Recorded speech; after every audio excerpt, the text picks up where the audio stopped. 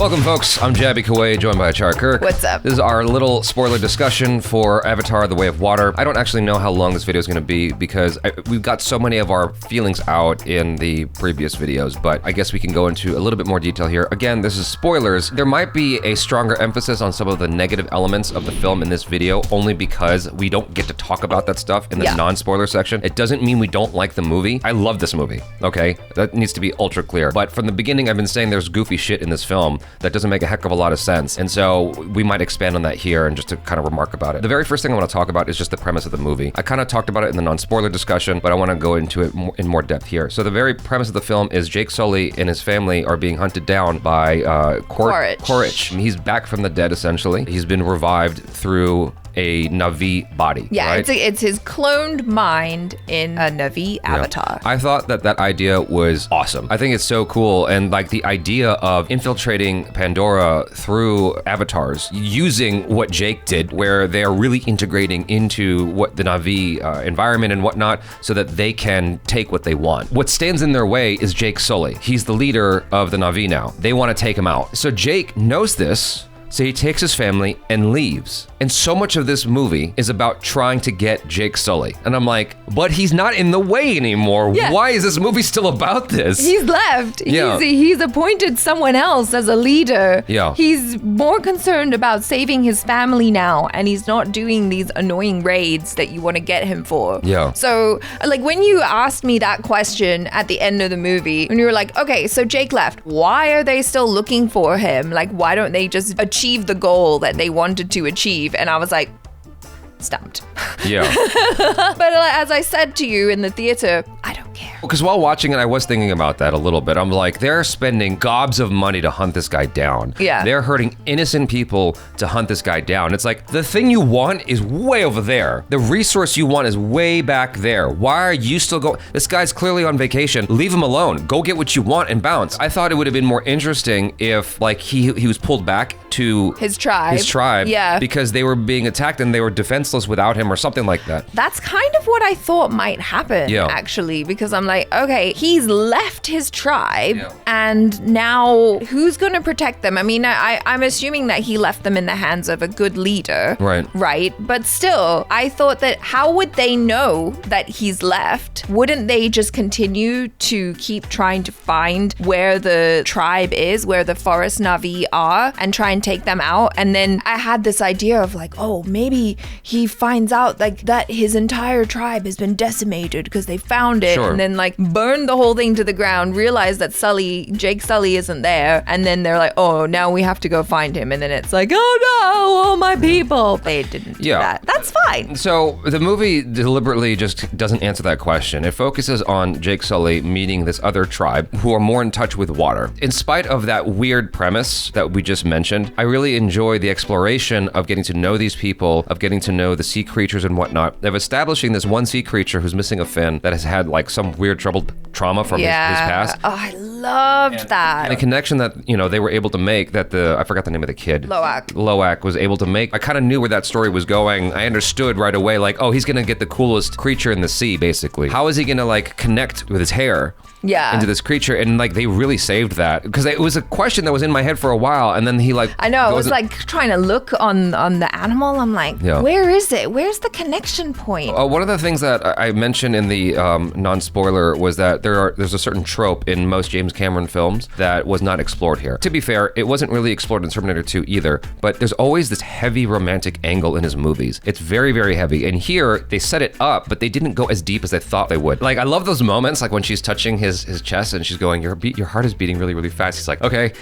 And she's like, you gotta slow your heart rate down, but he's having such a hard time because it's this chick that he likes. Yeah. I thought that was super cool. I feel like a lot of us dudes know what it's like to be in that situation when a girl you like is really close to you. Your heart starts racing, you have a hard time talking, whatever. I related to all that stuff. What I'm driving at, though, is that they never kiss. Like, they never have Rose's hand touching the window. They never have any of that. In the first Avatar film, there was a whole love scene that happened between Jake Sully and Zoe Saldana. Yeah. That doesn't happen here. And so I was like, okay, That's interesting. I don't know if that was on purpose. I don't know if he's saving it for the next movie, but the film didn't need it, I guess. It did such a good job otherwise. It was really cute. The burgeoning relationship with them, and like even when the girl told her whale spirit sister, I met a boy, you know, like it was really adorable. I don't think we really needed any more than that in this movie. And remember, we still have that relationship between Jake and Neytiri as well. Right. Like I really enjoyed like the intensity of their love for each other and their love for their family. So speaking of Neytiri, I thought that Zoe Saldana was underutilized in this movie, but there was so much going on. Like, it wasn't like there was a lot of fat in the movie. Maybe it's on the cutting room floor or something like that, but it seemed like Zoe Saldana only came in when some shit went wrong and she needed to be emotional. Like, that was...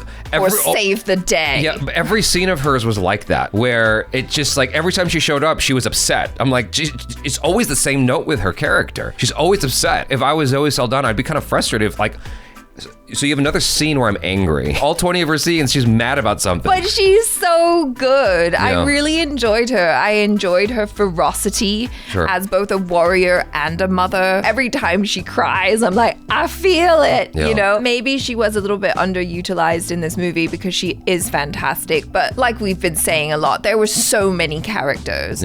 But I feel like they did a good job at like giving everyone their chance to shine in a way and be important in their own right. The first, I'd say the first 20 minutes of the movie was a little rough for me, but I felt the same way about the first Avatar film. It's exposition. It's heavy exposition. The level of exposition is kind of insane in this movie in the first 20 minutes because it's trying to catch you up. Yeah, because you need to know like what's up with Quaritch, like why he's back because he died. It wasn't that so much. That actually, I was okay with that. I was fine with the Avatar or the Na'vi version of Quaritch looking at his video, you know, talking to himself, going, if you're watching this, something, something, something. I actually enjoyed that. It was kind of trippy, you know, understanding that the psychology of what the Na'vi version of Quaritch is dealing with. Like, he has weird conflicts because he knows he's a clone. Yeah, I mean, and that in itself is an interesting question and like an interesting theme. It's like, what makes you you? I liked that. What I'm talking about is all the stuff with him and his family in the first 20 minutes and him going, you know, basically in the beginning, it was so difficult for me to speak Na'vi, but now it's like English to me. I'm like, oh my God. That was cool though, because then otherwise it's like, okay, why are they all suddenly speaking English when it's been established that they speak their own language? I get why. I get why it had to happen. It was just goofy. Like, all of that shit was so goofy to me. I'm like, can we get past this already? Like, once we were past that exposition. Once they established the rules and the tone of the movie, then you're like, okay, now we're in. Yeah, because I was just like, I was kind of rolling my eyes a little bit. Once we got back to Quaritch and his Na'vi body, that's actually when I like really jacked into the movie. You know what I mean? Speaking of Quaritch,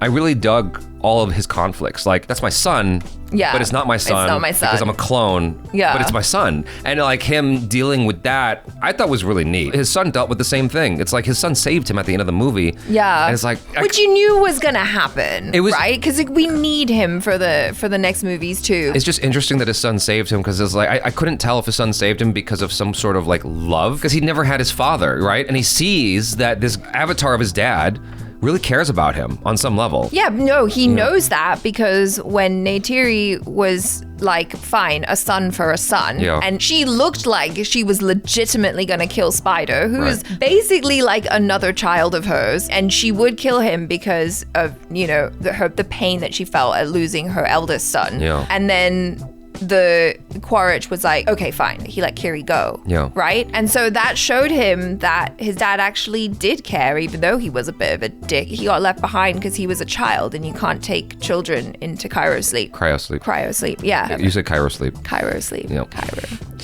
Cryo. It is a weird dilemma because it's like your blood, maybe. Like, he is kind of your dad, even though he has nothing to do with your life. And so I can understand why he just saved his life, but then was like, no, I'm not hanging out with you anymore. Right. Okay, so Sigourney Weaver as, what's her name? Kiri. Yeah, I really liked the idea of Kiri's character. And I liked what Kiri's character did and explored in this movie. I dug all of that. I thought it was super cool. But every time Kiri spoke and I could hear Sigourney Weaver's voice, or it sounded like Sigourney Weaver to me, it kind of pulled me out a little bit. I'm not going to lie, because all I could think about is, okay, so she is looking at someone who is much younger than her, as an actor who's much younger than her, and calling him dad. And it's like Sam Worthington is half her age and she's calling him dad. And the way she speaks, there's a maturity to her inflection and all that stuff, but her trying to de-age herself as a character, like she did a decent job. It just pulled me out. I wish they used someone else and we just understood the connection. Maybe it was just James Cameron just wanting to be able to actually physically work with Sigourney Weaver, because her character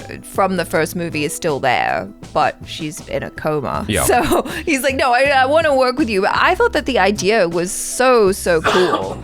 To have her be this like mysterious child, like where did she come from? Her character's dope. I think her character's fascinating. Yeah. Like even when her character was just sort of studying the sand. I loved all that stuff. Like I love that she has this special connection to Iowa, and maybe it makes sense that her voice is kind of more mature because she is almost like this otherworldly creature. I get you, and I did think about that as a justification. It still bothered me though. I get it. No, I agree. Like that makes sense. She's several orders of magnitude above everybody else including Jake. Like she's several orders of magnitude beyond everyone else. She is like the Avatar, like Aang, that last airbender. Like she is that level because like the things that she's able to do is crazy. She connects to the plant that almost kills her, and she connects to it again later and is like wielding this power, wielding the forces of the sea. That all of that, and we're just getting like the infancy of it, right? Yeah. Like in the chapters to come, I can only imagine how crazy it's gonna get. Yeah. All of that is dope. It just pulled me out when I heard her voice. You know what I mean? Sure. That's all. Yeah. I really enjoyed that Jermaine Clement was in this movie.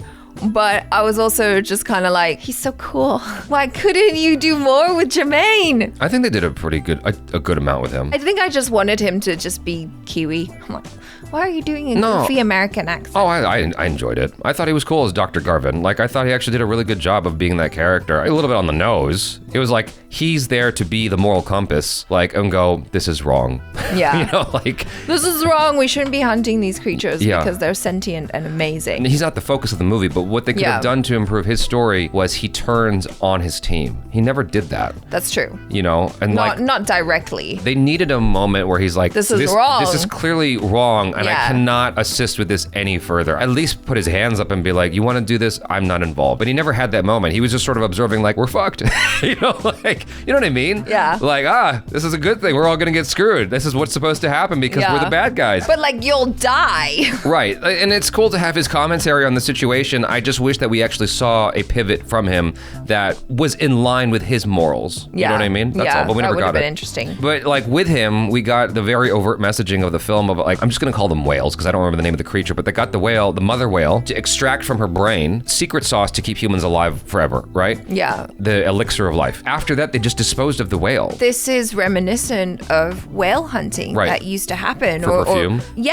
For their blubber. Like you literally just take what you want, throw away the rest. And it's like very much in line with like the Native American thinking of like when they kill a buffalo, they use the entire buffalo, right? Yeah. And there was a part where the kid was like, what do you do with the rest of it? And they're like, oh, we don't need it. And they just throw it away. Yeah. It's so sad. I mean, it's there to remind us of like human greed and what we do to the environment. I just really appreciate the fact that James Cameron spent a considerable amount of effort trying to illustrate to the audience, mainly like children who are like, you know, are going to grow up knowing this or being more aware of this, that the ocean's really important and we're fucking with it and we keep messing with it and we're very disrespectful of it. The messaging is extremely overt in this movie, but I didn't mind it because I feel like it's crucial. It's super important that kids are aware of this, and hopefully it inspires more oceanic travels for, you know, kids and stuff like that, and they get inspired in that direction as opposed to just being an influencer. You know what I mean? Speaking of the oceanic stuff and like conserving, there was a little part of me that kind of flinched a little bit every time they went swimming and the kids and stuff were touching the coral reef and all that. Like, I've never been scuba diving, but I have heard that you're not meant to touch the coral because it actually kills it. So I was a little bit like,